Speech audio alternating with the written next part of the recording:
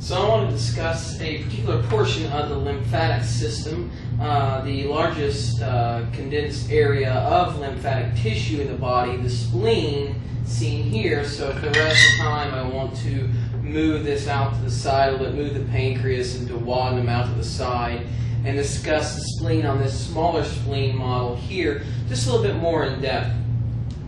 The spleen, as in general here, we can see is comprised of both red pulp and white pulp. You want to be able to see that, remind yourself that the red pulp is comprised mostly of red blood cells.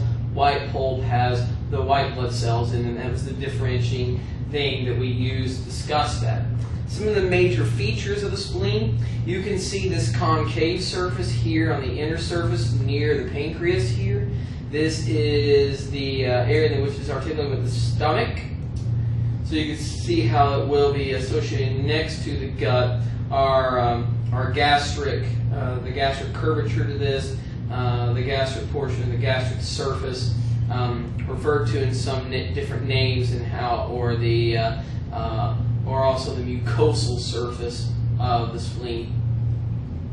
To look at it on its other surface, you will note that it has a curvature here on the outer surface that we refer to as the diaphragmatic surface, as it comes out here to articulate with the diaphragm and the body wall. And I say articulate that it is up against it, but please note that it is not something that is continually moving or rubbing up against it as in bones, but we do find these associated so closely that the spleen takes its shape from those particular organs.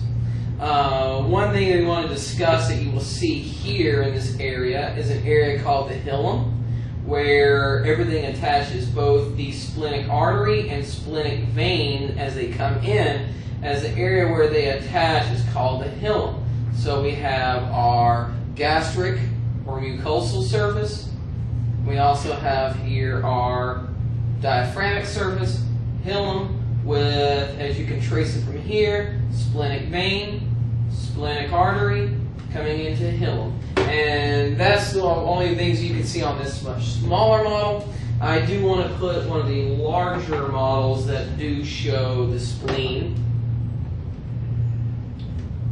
And as we look here in the mucosal surface, as this sits next to the stomach, our diaphragmatic surface here outside, and just want to remind ourselves one more time with the hilum here, splenic artery, splenic vein coming into the hilum of the spleen, and this is again the densest collection of lymphatic tissue in the body, forming the spleen. So we do have some other models that will show spleen, torso models, and you want to take a look at those as well to see where it is. And you may be responsible for spleen off of those or any other model. But the spleen is usually quite easy to find in these models, and that does it for all the structures in which you need to know for the spleen, at least from the models themselves. And always check your structure sheets to make sure there's anything else that you may be missing. But that concludes my video on the spleen.